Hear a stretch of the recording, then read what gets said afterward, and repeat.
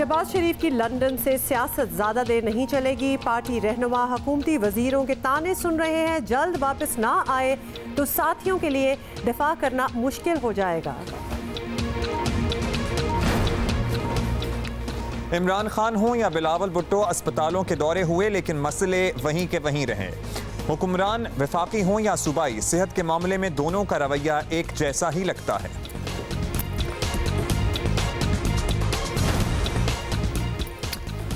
और बांग्लादेश से practice match ना हो सका। कॉम्बिनेशन आजमाने का आखिरी मौका जाया हो गया और अब वर्ल्ड कप का पहला मार्का जुमे को वेस्ट इंडीज से होगा।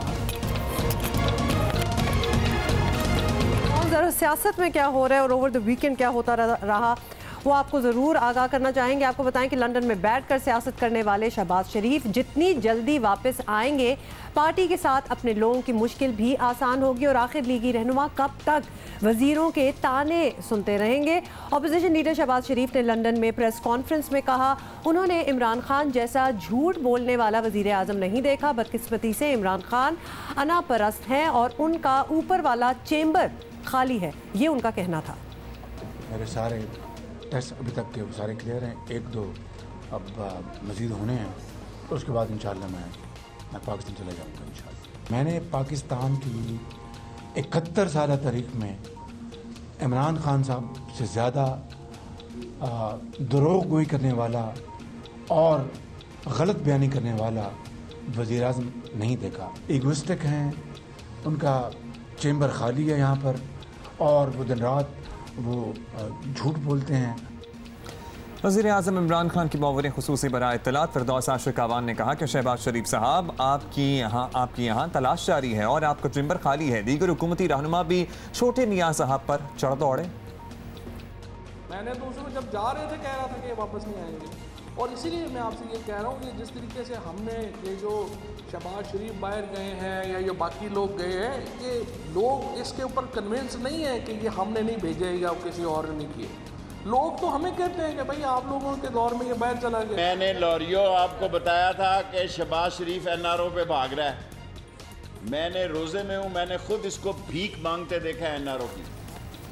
मुस्लिम लीग नून के रहनुमा राना सनाउल्लाह ने फिरदौस आशिक अवान के बयान पर कहा कि शहबाज शरीफ के वापस आने का वक्त जैसे जैसे करीब आ रहा है, फिरदौस बाजी का खौफ बढ़ता जा रहा है। अभी तक लीगी रहनुमा शहबाज शरीफ के लंदन में क़याम का दिफा कर तो रहे हैं, लेकिन आके शहबाज शरीफ की वापसी में मज़ीद ताख़ीर हो गई तो ये काम और मुश्किल हो जाएगा। रहनुमा मुस्लिम लीग नून मुशाहिदुल्लाह खान साहब ने हमें ज्वाइन किया है, उनका शुक्रिया भी अदा करेंगे और उनसे बात भी करेंगे। शुक्रिया मुशाहिद साहब, आपने वक्त दिया। मुशाहिद साहब, शहबाज शरीफ के वकील अदालत को बता रहे हैं कि वो लंदन में ज़ाहिर ज़ेर इलाज हैं और शहबाज शरीफ वहाँ प्रेस कॉन्फ्रेंसेस करते फिर रहे हैं। क्या कहा जाए, किसी डील का शेख रशीद साहब तस्करा कर रहे थे, कोई मुबैना डील तो नहीं है जो ज़ेर बहस है या जिस पे डिस्कशन हो रही है और कोई रुकावट है, उस पर प्रोग्रेस नहीं हो पा रही? जी बिस्मिल्लाहिर्रहमानिर्रहीम। सबसे पहली बात तो ये है कि शहबाज शरीफ साहब जो हैं कैंसर सर्वाइवर हैं, उनका पंक्रियास का ऑपरेशन भी हुआ था कैंसर का, सारी दुनिया को पता है, और वो आज से चेकअप वगैरह अपना कराने नहीं जाते। इस दफ़ा मेरे इल्म में है कि थोड़ी सी एक दो रिपोर्टें उनकी ठीक नहीं हैं, वो अल्लाह ने मेहरबानी की तो इंशाल्लाह वो ठीक हो जाएंगे। वो चंद दिन का सिलसिला और रहेगा और उन्होंने कहा कि मैं बजट अजलास से पहले वापस आ जाऊँगा। लेकिन ये अजीब व गरीब बात है कि हुकूमत जो है ये इसी चक्कर में पड़ी हुई है कि नवाज़ शरीफ जेल में है, नवाज़ शरीफ जेल में खा क्या रहा है। एक उनका करेला नुमा बंदा कहता है कि जी वो करेले आज उन्होंने खाए हैं। यहाँ के इनके स्पोक्समैन जो हैं वो कहते हैं कि जी वो आएंगे नहीं। भाई आएंगे नहीं तो पता लग जाएगा ना। आप जिन्हें ये कह रहे हैं कि आएंगे नहीं, उसका भाई जो है वो तो मतलब कि उसे मालूम था कि मेरी बीवी जो है वो मौत की दहलीज पे पहुंच चुकी है और बेटी का हाथ पकड़ के वो सीधा जेल चला गया था। उसको कहते हैं कि आएगा नहीं, तो मतलब फिर जब वो आ जाता है तो ये भूल जाते हैं और ऐसी मुजरमाना खामोशी इख्तियार करते हैं। पहले मियाँ नवाज़ शरीफ के बारे में भी ये यही कहते थे कि वो आएंगे नहीं, और अगर वो चाहते तो ना आते, उन्हें कोई रोक नहीं सकता था, लेकिन उन्हें कहा गया कि ना आएँ, आप ये बात मान लें। फिर डील की बात करते हैं और जिस बंदे के हवाले से, जिस शेख रशीद के हवाले से कर रहे हैं, उसकी क्या हिस्ट्री है? कौन सी हुकूमत ऐसी है जिसके वो साथ नहीं रहा? और हर हुकूमत जिस दिन गिरती है उससे पहले ही उसके ख़िलाफ़ शुरू हो जाता है और इमरान खान के भी खिलाफ शुरू हो जाएगा। अच्छा मुशाहिद, ऑब्वियसली वफाकी वज़ीर को तो बड़ा मौका मिल गया है, वो शहबाज शरीफ की एब्सेंस को देख रहे हैं और ताने भी कस रहे हैं। और फिर अगर आप नून लीग के रहनुमाओं को भी देखें, वो भी ज़रा लगता है आप दिफा करते करते शहबाज शरीफ का थोड़ा सा थक भी गए। तो मुखालफिन को ये मौका क्यों दिया जा रहा है कि मुस्लिम लीग नून में ही एक कोई फॉरवर्ड ब्लॉक बनाने की भी कोशिश हो जाए? बात यह है कि ये वो लोग कह रहे हैं कि जिनकी प्राइम मिनिस्टर हाउस में बैठे लोग लड़ रहे हैं, जिनके वज़रा आपस में लड़ रहे हैं, जिनके वज़रा को IMF के कहने पे बनाया गया, जिन्होंने इस मुल्क की इकोनॉमी जो है वो IMF के हवाले कर दी है और इसकी मिसाल माजी में कभी भी नहीं मिलती। IMF में ज़रूर गए। तो ऐसे लोगों की बातें, अब पहले वो एक डब्बू साहब थे, वो पता नहीं उल्टी सीधी बातें करते थे, आजकल कमरी कैलेंडर उनके हाथ में आ गया है। तो वो ईद अगले 10 साल की उन्होंने, भाई कोई कैबिनेट ने इसको अप्रूव किया है, प्राइम मिनिस्टर ये क्यों नहीं ऐलान कर रहा है? इतने बड़े बड़े ऐलान हैं। और कमर जो है ना, वो ये मैंने आपको बता दूं कि ये इसको रश्क कमर बना देंगे मौलवी, और ये जितने चांद में खड्डे हैं ना, उससे ज़्यादा खड्डे बढ़ जाएंगे। इस तरह की बातों में ये पैटी मैटर्स में पड़े हुए हैं। ये बताएं कि 1 करोड़ घर, 1 करोड़ नौकरियां कब मिलेंगी और 50 लाख घर कब मिलेंगे।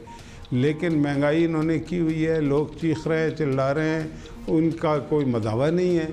तो जब उनका कोई मदावा है नहीं और इन्हें मुस्तकबिल में भी नज़र आता है, और ये खुलेआम सारे लोग करप्शन कर रहे हैं, इनके वज़ीर जो है पकड़े जा रहे हैं, आजकल गायब है, उनकी जायदादें पकड़ी जा चुकी हैं, हर चीज़ है।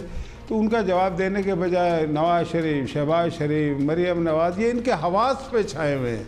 और हवास पे इसलिए सही छाए हुए हैं कि पाकिस्तान के अवाम उनके साथ हैं। इनको तो अंपायर की उंगली में लगा ना, ये जीते तो नहीं है।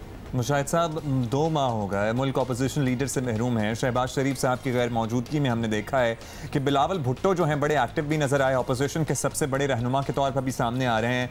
अगर जल्द वापसी ना हुई शहबाज शरीफ साहब की, तो मुल्क की सियासत में आपको लगता नहीं है कि उनकी जगह रिप्लेस करने वाले लोग मौजूद हैं?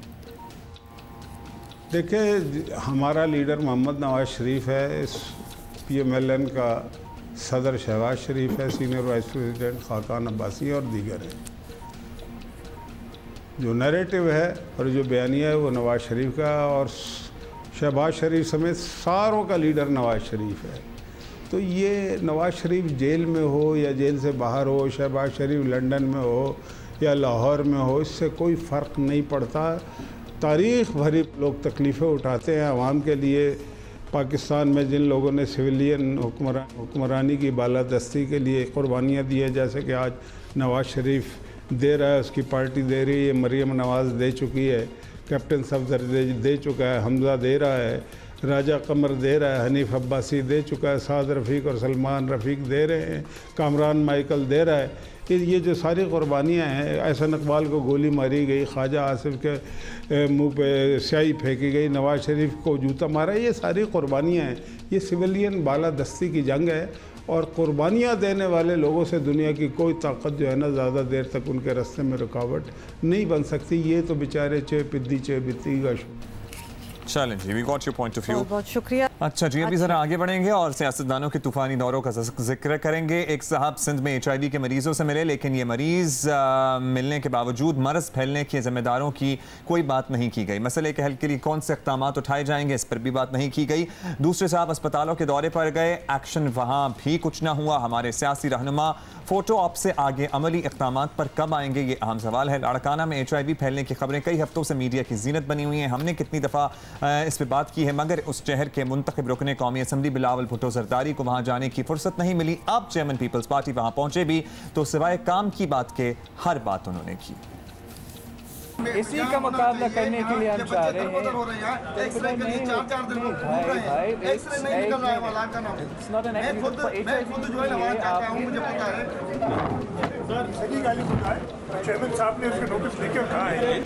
जो डॉक्टर स्पेशल दवा नहीं मिले, वफाकी हुकूमत है वो जानबूझ के खौफ फैला रहे हैं। वफाकी वज़ीर एदिस्तान का नाम मेरा सूबा को देते हैं। आपने मुतालबा किया कि ये अल्फाज, ये नाम जो आपने मेरा धरती को दिया है, ये गाली जो आपने इस्तेमाल किया, ये वापस लो। HIV और एड्स में फ़र्क है। हमारे वज़ीर आज़म को भी 9 माह बाद अचानक गरीब मरीजों का ख्याल आया। सरगोदा में अस्पतालों के दौरे पर निकल खड़े हुए खान साहब। सरकारी अस्पतालों में सहूलतें ना होने और एक बेड पर 4 मरीज होने पर नाराज़ तो बहुत हुए, लेकिन ये हालत कैसे सुधरेगी इस पर कोई बात ना कर सके। हुकूमत और अपोजिशन के रहनुमाओं का एक जैसा तर्ज अमल बता रहा है कि सूबाई हुकूमतें हों या वफाकी, मसले पर तशवीश तो सबको होती है, लेकिन अमली इक़दाम नज़र नहीं आते। इसी पे बात करते हैं। सीनियर सहाफ़ी हारिस खलीक हमारे साथ मौजूद हैं। बहुत शुक्रिया हारिस साहब, आपने वक्त दिया। हारिस साहब, बिलावल HIV के मरीजों से मिलने रतुडेरो गए, मीडिया टॉक भी की, लेकिन ना तो इसका जवाब दिया कि बीमारी फैलने का जिम्मेदार कौन है, ऑल्दो वजूहात इससे पहले हमने भी अपने शो में डिस्कस की हैं, ना वज़ीर सेहत सिंध अपनी फुप्पी से उन्होंने कुछ बास पुरस की है। मुनासिब है ये रवैया? एक तो हुमा और अब्दुल्ला, आपका बहुत बहुत शुक्रिया कि आपने एक जो हकीकी मसला है पाकिस्तान में सेहत का, उससे मुताल्लिक आपने प्रोग्राम करने का इरादा किया और इस मसले को उठाया। चूँकि हमारे यहाँ तो सियासी और दीगर जो लीडर हैं उनके बयानात ही ख़बर बनते हैं, तो मैं समझता हूँ कि ये बिल्कुल मुनासिब नहीं है। मुनासिब क्या, मुनासिब तो शायद कहना लफ्ज़ ठीक नहीं है, चूँकि ज़रूरी तो है कि जो पार्टी के लीडर्स हैं मुख्तलिफ़ जमातों के, उनको ये ख़बर हो, उनको ये इत्तला हो कि उनकी कंस्टिट्यूंसीज़ में क्या हो रहा है और मुल्क भर में क्या हो रहा है। चूँकि बिलावल हों या इमरान ख़ान हों या शहबाज शरीफ हों, नवाज़, ये मुल्कगीर लीडर ही समझे जाते हैं। तो लेकिन ये नाकाफ़ी है। मुनासिब तो मैं नहीं कहूँगा कि मुनासिब नहीं है, जाना तो चाहिए, देखना चाहिए अगर कहीं कोई इस किस्म की वबाई सूरत हाल है। और एड्स तो कोई इस तरह का मरज़ नहीं है, मुताद्दी मरज़ इस तरह का नहीं है कि वो वबा की सूरत में फैले। तो ज़ाहिर है कि इसकी मुकम्मल तहकीक होनी चाहिए और जो भी इसके ज़िम्मेदारान हैं, महकमा सेहत के अलावा मेरा ख़्याल है कि ये एक बड़ा अहम समाजी मसला है और इसके तदारुक के लिए हम क्या कर सकते हैं और क्यों फैला है। अगर ब्लड ट्रांसफ्यूजन इसकी एक वजह है तो नाक़िस जो तिब्बी सहूलियात हैं पूरे पाकिस्तान में, वो उनको देखने की ज़रूरत है। तो ये बुनियादी तौर पे स्ट्रक्चरल मसाइल हैं, ये जाना ज़रूरी है, लेकिन इस जाने की या कहीं का दौरा करना काफ़ी नहीं होता। अब हम इन केस का कोई फॉलो अप हो। अच्छा हारिस, ये भी बताइएगा कि वज़ीर आज़म इमरान खान भी अस्पतालों और थानों के दौरे पर निकले हैं और हमने ये देखा है कि फ़ोटो ऑप्स बड़ी नज़र आई, उनकी फ़ोटोज़ भी हमें काफ़ी नज़र आई हैं। तो ऑब्वियसली अगर तो फ़ोटोज़ भी ले रहे हैं, it would be better if it was backed up by some reforms, कुछ बेहतरी के लिए कुछ इक़दामात पे अगर फोकस हो तो ज़्यादा बेहतर नहीं होगा? जी बिल्कुल, जैसे मैंने पहले अर्ज़ किया, बिलावल साहब के सिलसिले में मैंने अर्ज़ किया, इमरान खान साहब के सिलसिले में तो बहुत ज़्यादा उनकी ज़िम्मेदारी बनती है, चूँकि तो वो इतने वादे वईद करके और इतनी लोगों की तवक्कुआत बढ़ा के आए थे, जिनमें से बदकिस्मती से कोई ही शायद पूरी हुई है या नहीं हो पाई है, बल्कि खाल नज़र आता है कहीं कोई कामयाबी। लेकिन ये स्ट्रक्चरल मसला है असल में, और ये इस बात पर दलालत करता है कि अगर प्राइम मिनिस्टर को या चीफ मिनिस्टर्स को ख़ुद ताल्लुका तहसील, डिस्ट्रिक्ट हेडक्वार्टर, हॉस्पिटल और रूरल हेल्थ सेंटर्स का दौरा करना पड़े, इसका मतलब है कि निज़ाम नहीं चल रहा। और ये बात मैंने पहले भी अर्ज़ की है कई और फोरम्स पे, और मैं इसको दोहराऊँगा कि पाकिस्तान अपने जो 0.8% ऑफ GDP है वो ख़र्च करता है सेहत पे, और कम से कम 6% ख़र्च होना चाहिए सेहत पर। और अगर आप बुनियादी वसाइल फ़राहम नहीं करेंगे, बुनियादी सहूलियात फ़राहम नहीं करेंगे, और फिर बात यह है कि अगर आप लोगों को रियाया समझेंगे, शहरी नहीं समझेंगे कि बादशाह सलामत ने ज़ंजीर अदल लटका दी और किसी ने उसे खींच लिया, या बादशाह सलामत के दरबार तक दिया, उसका मसला हल हो गया, बाकी का नहीं हुआ, तो ये तो निज़ाम ना हुआ, ये तो निज़ाम के ना होने पर दलालत करता है। अच्छा ये बताइएगा हारिस साहब के वज़ीर आज़म इस तरह के फ़ोटो सेशंस तक रहें तो ज़ाहिर है हुकूमत तो आसानी होने लगेगी, जो उन्होंने कहा एक बयान में कि हुकूमत तो उन्हें आसान लग रही है, लेकिन अपोजिशन रहनुमाओं की अगर बात करें, बिलावल भुट्टो, तो वो भी अब अपनी स्ट्रैटेजी डेवलप कर रहे हैं। हमारे सियासतदानों को इस सारी चीज़ों का, ये जा के दौरे करके तस्वीरें उतरवा के कोई फ़ायदा होता है या आवाम तक कोई फ़ायदा मुंतकिल होता है इन दौरों का? देखिए ये गिमिक्स हैं, और इमरान खान साहब हों या कोई और सियासी लीडर हों, बिलावल साहब हों या दीगर लोग हों, इनको बाकायदा तौर पर जो ये समझते हैं कि पाकिस्तान में सेहत की क्या पॉलिसी होनी चाहिए, हेल्थ इकोनॉमिक्स क्या हैं पाकिस्तान की, उनको बेहतर कह सकता है। पाकिस्तान में जो दवासाज इदारे हैं वो किस तरह से अपना कारोबार आगे बढ़ा रहे हैं। ये तमाम बातें जब तक हल नहीं होती, तमाम बातें जब तक नहीं देखी जाती हैं, और इसमें जो जैसे मैंने पहले अर्ज़ किया कि स्ट्रक्चरल तब्दीलियाँ और मईशत के खदोखाल अवाम दोस्त नहीं बनाए जाते, उस वक्त तक इन तस्वीरी सेशंस का कोई फ़ायदा हमें नज़र नहीं आता। और ये आपकी जो अपनी कंस्टिट्यूएंसी होती है, जो पहले से लोग आपके साथ होते हैं, उनकी खुशनुदी ज़रूर आप हासिल कर लेते हैं। कुछ नारेबाजी भी हो जाती है, तस्वीरें भी खिंच जाती हैं, मगर इससे हासिल उसी वक्त कुछ किया जा सकता है जब एक तब्दीली पॉलिसी के लेवल पर और फिर उस पॉलिसी को इम्प्लीमेंट जैसे लाई जाए। बहुत बहुत शुक्रिया। सीनियर सहाफ़ी हारिस खलीक हमसे बात कर रहे थे। एक बात जो कि हमने शो का आगाज़ किया था तो उस पर बात की थी, अब उसकी ज़रा डिटेल देते हैं कि क्या हो रहा है वहाँ। आपको बताएं कि उलमाए कराम चांद देखने के अलावा सारे काम करें। ईद उल फितर 5 जून को होगी, ये कौन कह सकता है, आपको समझ तो आ गई होगी। वज़ीर साइंस एंड टेक्नोलॉजी का ऐलान तनाज़े ख़त्म करने के बजाय नया तनाज़ा पैदा ना कर दे, इसका काफ़ी खौफ है। तमाम मकातब फ़िक्र को अफ़हाम व तफ़हीम के साथ आगे बढ़ने की ज़रूरत है। चांद देखने से मुताल्लिक वेबसाइट की इफ्तिताही तकरीब से खिताब करते हुए फवाद चौधरी का कहना था कि मुख्तलिफ महकमों ने मिलकर चांद देखने की पहली वेबसाइट बना दी है और मेरी ज़ाती राय में रुयत हिलाल कमेटी की ज़रूरत नहीं रही। 5 साल के लिए कैलेंडर तरतीब दे दिया है और वहाँ हर बरस की तारीख मौजूद है और इस बरस रवां बरस ईद उल फितर 5 जून को मनाई जाएगी। उन्होंने अगले साल तक के लिए ईदों की तारीख का ऐलान भी किया। लोग अपनी ऐप पे जाएंगे, अपने मुकामी अल्टीट्यूड्स को देखेंगे, इक्वेटर के ऊपर अपनी पोजीशन देखेंगे और वो आराम से पता लगा सकते हैं कि उनकी टेरिटरी में ईद है या नहीं है। इंशाल्लाह पाकिस्तान में 5 जून 2019 को ईद होगी। उलमा को करनी चाहिए, उनके लिए आगे और बड़े मसले मसाइल आएंगे कि जिनको उन्होंने हल करना है। वो ना समझें, उनका कुछ लोगों को ऐसे फिक्र हो जाती है कि पता नहीं हमारा रोल ख़त्म हो जाएगा। इस चीज़ से नहीं घबराना चाहिए कि इल्म नया आ गया है तो पता नहीं हमारा क्या बनेगा, या हमारी कोई जो है वो लगी हुई है, कोई तनख्वाह लगी हुई है तो उसका क्या बनेगा। घबराएं ना। इस्लामी नज़रियाती काउंसिल अब तक इस हवाले से मुहतात मौक़िफ़ अपनाए हुए है। यकीनन ये तजवीज़ जो है कि इस पर टेक्नोलॉजी से भी मदद ली जाए, ये तो अच्छी तजवीज़ है, लेकिन कैलेंडर की जो बात हुई है, कैलेंडर तो पहले ही से मौजूद है और इस वक्त आपका जो मीडिया है, सोशल मीडिया पे भी दस्तयाब है। तो इस वक्त जो टेक्नोलॉजी की तरक्की हुई है, इसमें कोई नया कैलेंडर बनाना या 10 सालों का, इसकी मेरे ख्याल में कोई तुक नहीं बनती। ऑलरेडी ये पूरी तफसील मौजूद है। वफाकी वज़ीर का कहना था कि 5 साल कमरी कैलेंडर इस्लामी नज़रियाती काउंसिल को भिजवा दिया है और इस्लामी नज़रियाती काउंसिल अब तक हमारे काम से मुतमईन है। काउंसिल ने मुफ्ती मुनीबुर रहमान और मुफ्ती शहाबुद्दीन पोपलजई को भी दावत दी, जबकि कमरी कैलेंडर मंगल 28 मई को वफाकी काबीना के सामने पेश किया जाएगा। इसी पे बात करने के लिए तो नहीं, कोई बात नहीं मौजूद हमारे साथ, लेकिन हम दोनों अच्छा, फवाद चौधरी साहब को ये कहना, बीच में हमने एक साउंड बाइट छोटा सा चलाया, उसमें वो ये कह रहे थे कि किसी को ये डर नहीं होना चाहिए कि अब हमारा काम क्या होगा, इस खौफ के साथ काम नहीं करना चाहिए, बस काम करना चाहिए। फवाद चौधरी साहब, जिस तरह आप अपने आप को माशाल्लाह रेलेवेंट बना लेते हैं, मतलब we have nothing against your calendar, in fact it might be a great thing, लेकिन जिस तरह आप हमेशा किसी भी चीज़ के आगे होते हैं, how do you do it? मतलब वो भी एक आर्ट है जो सीखने की ज़रूरत है। So commendable, hats off to you. Great friends जो कि मशवरे बड़े अच्छे देते हैं, तो इनका काम जो है वो चल रहा है। जहाँ तारीफ होती है वहाँ तारीफ तो बनती है, तो ये भी तारीफ ही समझे। अच्छा जी, अब आपको हम बताएंगे, समझे क्या तारीफ ही थी।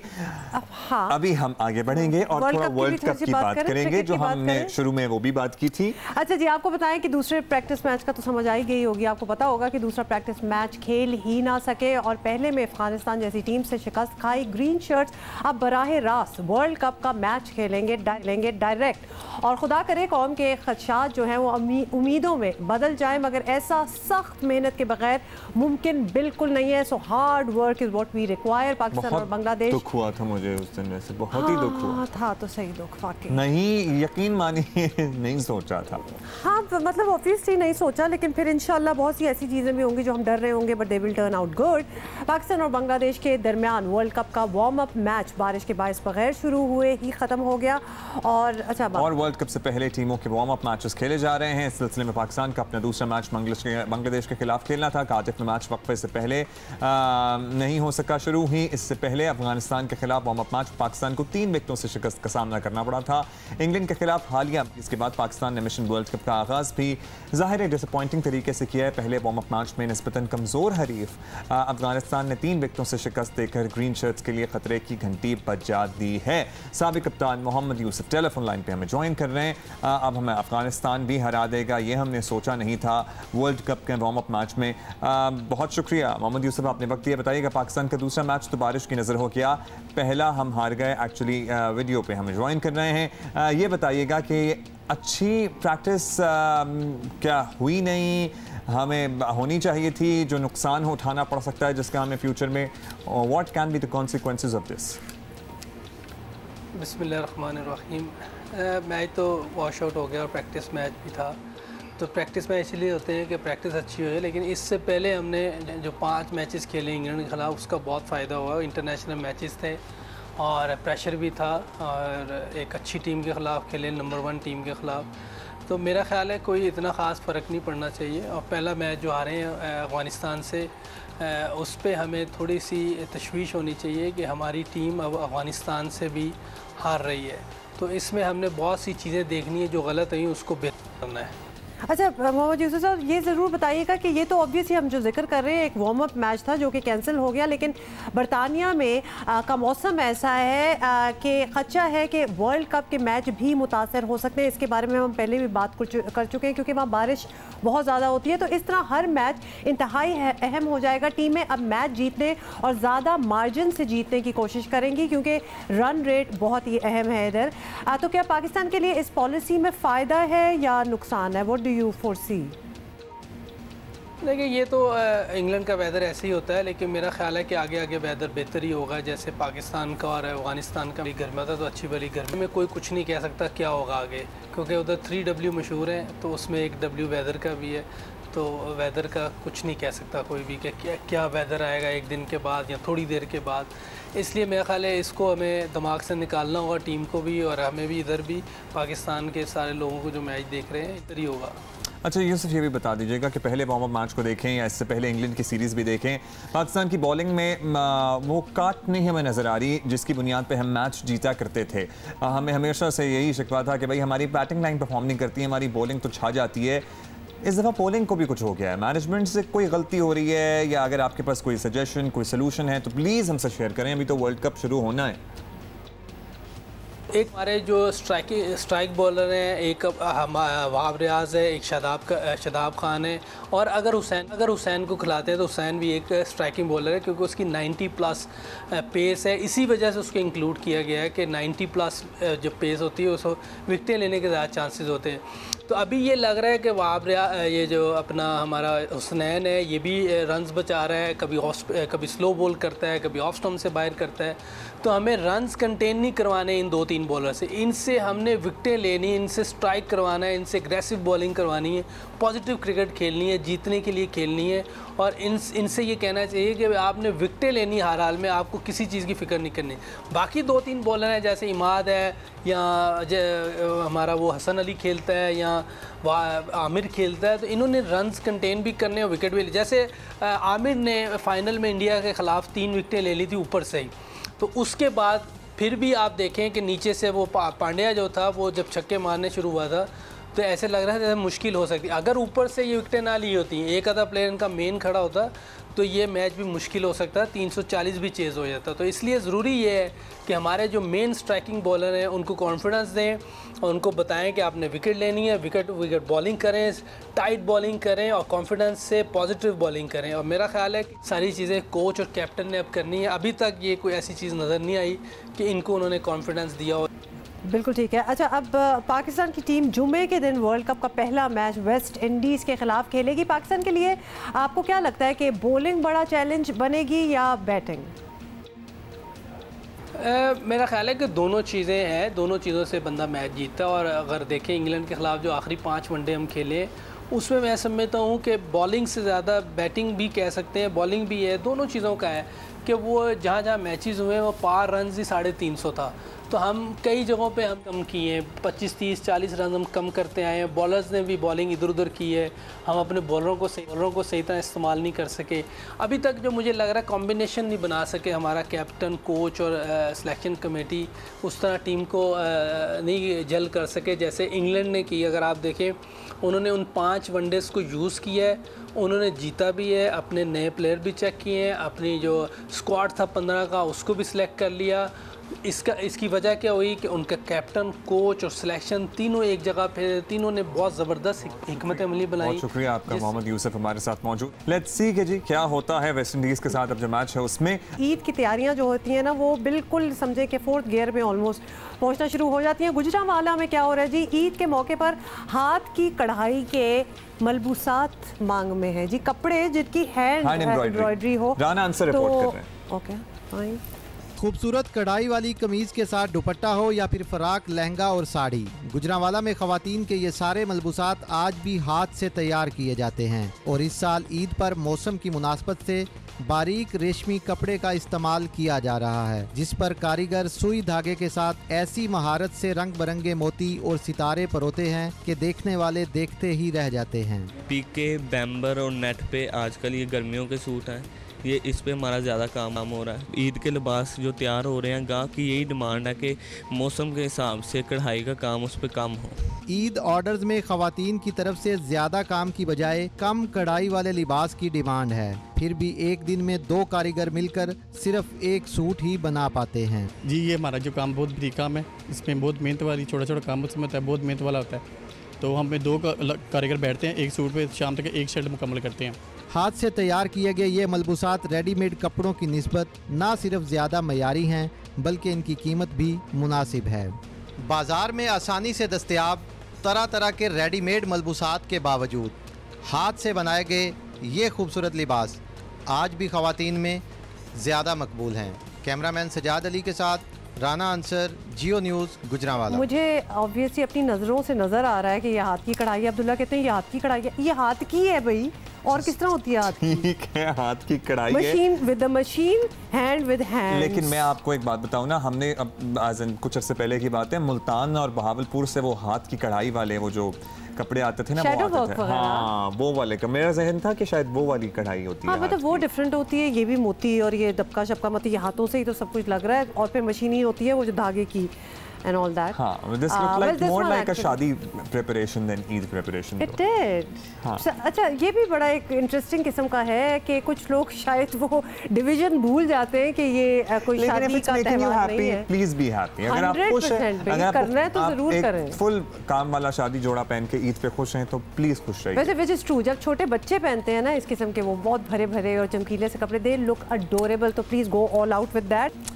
अच्छा जी, अभी हम आपको बताना चाहते हैं क्या ये कि हुकूमत की नई टीम ने मईशत सुधारने के नए फार्मूले बताए, नए वादे कर लिए, लेकिन साफ बता दिया कि आने वाले बजट में आवाम के लिए कोई रिलीफ नहीं है। बोझ और बढ़ेगा आवाम पर। इस्लामाबाद में वफाकी वज़रा और चेयरमैन FPR के साथ न्यूज़ कॉन्फ्रेंस में अब्दुल हफीज़ शेख ने कहा कि मौजूदा हुकूमत आई तो कर्जा 31,000 अरब रुपए से ज़्यादा था, बरामदात गिर रही थी, माली खसारा 23 खरब हो चुका था। इसी वजह से आइंदा बजट में मज़ीद बुरी खबरें आ सकती हैं। जो बजट आएगा उसमें ऑस्टेरिटी हो, सीरियस सस्टेन्ड स्ट्रक्चरल रिफॉर्म्स हों और उसके लिए मुश्किल फैसले करने हैं तो किए जाएं। इंशाल्लाह जब बजट आएगा तो आप देखेंगे कि everybody will participate in it. Mushir Khazana ने कहा कि आइंदा बजट में फ़ौज समेत सरकारी इदारों में किफ़ायत शारी की मुहिम शुरू की जाएगी और मुख्तलिफ शोबों में अखराजात को कम और बचत को फ़रोग़ दिया जाएगा। उन्होंने कहा कि लोगों को महंगाई परेशान कर रही है, महंगाई को काबू करने के लिए मॉनेटरी पॉलिसी को इस्तेमाल भी किया जाएगा। अभी हम बात करते हैं नुमाइंदा जियो न्यूज़ अशरफ मलखम हमारे साथ। शुक्रिया अशरफ। बताइएगा कि वफाकी हुकूमत की जानिब से बताया गया है कि ये मुश्किल होगा बजट, कौन से माशी इक़दाम लिए गए हैं, कौन से लिए जाएंगे, बजट से मुताल्लिक़ कुछ नया होगा, आवाम को कोई भी रिलीफ मिलने की कोई भी उम्मीद नहीं है क्या? रिलीफ तो दूर दूर की बात है। ये पाकिस्तान की जो माजी करीब में जो आने वाले 10-15 साल में मुश्किल तरीन बजट आ रहा है पब्लिक के लिए, आम आदमी के लिए, इसको लफाजी इसकी जो मर्जी हो जाए, मुश्किल तरीन बजट होगा। इसकी मिसालें मैं देता हूँ। सबसे पहले यह है कि हमारा रवा साल का जो टैक्स वसूलियों का हदफ था वो 4400 अरब रुपये था, वो पूरा होता नज़र नहीं आ रहा। हुकूमत ने उसको कम करके 4100 अरब रुपये कर दिया है, वो भी पूरा नहीं होगा। अगर हुकूमत ने बहुत ज़्यादा टैक्स कलेक्शन कर ली तो 4000 अरब तक जाएंगे। 4000 अरब आप इकट्ठे करके अगले साल का जो टारगेट रख रहे हैं वो 5500 अरब रुपये कर रहे हैं। 15 अरब रुपये के एडिशनल टैक्सेस इस बजट में आ रहे हैं, वो किसी जेब से जाने हैं। माजी की तारीख तो यही बताती है, उसका असर अल्टीमेटली अवाम पे पड़ता है। उसके साथ जब IMF का प्रोग्राम आता है, अपने अगली इंस्टॉलमेंट लेनी है, एडिशनलिटीज़ आती है, नून लीग ने भी किया, उससे पहले भी बार बार ये आता है। जब किस्त रोकती है तो फिर RD लगाई जाती है, रेगुलेटरी ड्यूटी लगाई जाती है, स्पेशल टैक्स लगाए जाते हैं, सुपर टैक्स लगाया जाता है। आइंदा साल में भी वही होने वाला है, क्योंकि जो स्टेप्स हुकूमत लेगी वो IMF के कहने पे लिए जा रहे हैं। जो हुकूमत मर्जी कर ले, IMF का सख्त डिसिप्लिन होगा, उसको पूरा करने के लिए हुकूमत को टैक्स कलेक्शन दिखानी पड़ेगी, शो करनी पड़ेगी। इस सूरत में होती नज़र नहीं आती। एक साल में जो भी उन्होंने कल बाकायदा ऑफिशियली प्रेस कॉन्फ्रेंस जिसका ऐलान किया, 35.4% से ज़्यादा की टैक्स कलेक्शन का टारगेट है। इतना इंक्रीज़ होगा टैक्स कलेक्शन। अच्छा अशरफ, हुकूमत ने सर्कुलर डेट ख़त्म करने का वादा भी कर लिया है और टैक्स वसूलियों की भी बड़े टारगेट रखने का सुना जा रहा है, तो ये कैसे मुमकिन होगा, ये हम जानना चाहते हैं। ये कैसे मुमकिन होगा कि आवाम पर बोझ डाले बगैर ये काम हो सके? जी, जैसा कि मैंने अर्ज़ किया कि 1200 अरब रुपए से ज़्यादा के इस वक्त सर्कुलर डेट है। कल ही उन्होंने मशीर ख़जाना साहब ने प्रेस कॉन्फ्रेंस में ऐलान किया गुज़श्ता रोज़ कि वो इस साल में 2020 तक इसको ज़ीरो कर देंगे। जो 1200 अरब रुपए कहाँ से आएंगे? ये एडिशनल पैसे हैं जो टैक्स कलेक्शन में 1500 अरब का इजाफा है। इस तरह टोटल कहें हुकूमत को सिर्फ टैक्स कलेक्शन पूरी करने के लिए, टारगेट पूरा करने के लिए अगले साल के फिक्स किया जाएगा, और सर्कुलर डेट पे करने के लिए 2700 अरब रुपए से ज़्यादा दरकार होंगे। ये पैसे कहाँ से आएंगे? ये पहले ही तो सवाल है, कैटेगरिकली मैं कहता हूँ ये इम्पॉसिबल होगा, ये वादा ही रहेगा, नज़र नहीं आएगा। अगर इसमें मैक्सिमम हुकूमत ने कलेक्शन की, मैक्सिमम सर्कुलर डेट काम किया, तो अल्टीमेटली वो अवाम की जेब पे उसका असर पड़ना है, जेब अवाम की ही कटनी है। अशरफ, हुकूमत की नई माशरी टीम ने क्या ये खुलकर बता दिया है कि IMF से डील एक्चुअली हुई क्या है? अपोजिशन तो ये डील पार्लियामेंट में लाने का मुतालबा भी करती है। क्या हुकूमत इस सब को, जो भी डील हुई है, सामने लाने के लिए तैयार है? देखिए, हुकूमत का जो अपोजिशन का जो मुतालबा है इस डील को पार्लियामेंट में लाने का, वो शायद दुरुस्त नहीं है। पहले माजी में कभी नहीं हुआ कि IMF की डील पार्लियामेंट में ला के पेश की जाए, उस पर बहस हो जाए, उसको पब्लिक किया जाए। हमेशा गवर्नमेंट की प्रायोरिटीज़ होती हैं। इस वक्त भी गवर्नमेंट का हक था, लेकिन इस दफ़ा आवाज़ ये बहुत ज़ोर शोर से उठ रही है कि इस डील को पार्लियामेंट में लाया जाए। साबिक़ वज़ीर ख़जाना असद उमर जो हैं, वो कौमी असम्बली की स्टैंडिंग कमेटी के चेयरमैन मुंतखब हुए हैं। चेयरमैन मुंतखब होते ही पहली बात जो उन्होंने की थी वो यही की थी कि आवाम का हक है कि IMF से होने वाली डील, FATF से हमारी प्रोग्रेस, और गवर्नर स्टेट बैंक और चेयरमैन FBR की तकरीरों को अगले जो कौमी असम्बली की कायमा कमेटी बर ख़जाना उसमें डिस्कस होना है। उसमें डिस्कस होगी तो फिर पार्लियामेंट में आएगी। हुकूमत के लिए बहुत मुश्किल सूरत हाल होगी कि पार्लियामेंट में कैसे लाए। नहीं लाएगी तो भी मुश्किल होगा, लाएगी तो अपोजिशन को इस पर बहुत शोर उठाएगी। अब डील क्या है? डील की कुछ शराइत थी जिसमें हमारा जो इंटरेस्ट रेट है 12.5% 25% तक पहले ही हो गया। ये हुकूमत की शराइत थी जिसका नेगेटिव असर होगा हमारी इंडस्ट्री पे।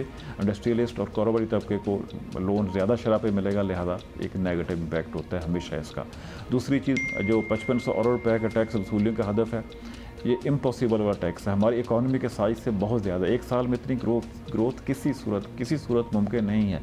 लेकिन जो बुरी चीज़ है, जो नेगेटिव चीज़, इसकी कमिटमेंट दे चुके हैं, हम ये करेंगे। अच्छा अशरफ, फाइनली इस सब सूरत हाल को सामने रखते हुए आपको क्या लगता है कि अवाम के लिए मुश्किल हालात कितना अरसा और चलने वाले हैं, और कब तक सूरत हाल जो है वो हुकूमत के काबू में आ जाएगी? इस पर कोई टाइम फ्रेम देना तो शायद इस वक्त मुमकिन नहीं होगा कि कब तक हालात चलने वाले हैं, लेकिन मुझे मुस्तकिल करीब में हालात सुधरते नज़र नहीं आते। इसलिए नज़र नहीं आते कि पहले तो हमारी डिसिप्लिन ठीक नहीं है, फाइनेंशियल डिसिप्लिन ठीक नहीं है, हमारे FBR की कारकर्दगी ठीक नहीं है। हमने बहुत बड़ा FBR का टारगेट रख के, ज़ाती तौर पर बहुत प्रोफेशनल आदमी है शब्बर साहब, बहुत प्रोफेशनल आदमी है, लेकिन उनकी मशहूरी ये है, उनका प्रोफेशनलिज्म ये है, वो टैक्स अवेजन, टैक्स चोरी सिखाते हैं मुख्तलिफ फर्मों को, उनको टैक्स अवेजन के तरीके बताते हैं, उनको टैक्स से बचाने का उनका स्पेशलाइजेशन है। अब वो शख्स जो टैक्स बचाने की स्पेशलाइजेशन करके आए हैं, उनको अपने चेयरमैन FBR लगा दिए, वो किस तरह टैक्स वसूली बढ़ाएंगे जब पूरी नहीं। बहुत शुक्रिया अशरफ मलकम हमसे बात कर रहे थे। अभी हम आपसे इजाजत लेंगे एंड इंशाल्लाह we are going to see you tomorrow. Absolutely, like always, इंशाल्लाह will be right there. Have a great रोज़ा। आप लोग तस्वीरें भेज रहे हैं अपनी सहरी की, भेजते ना, वी आर वेरी इंटरेस्टेड।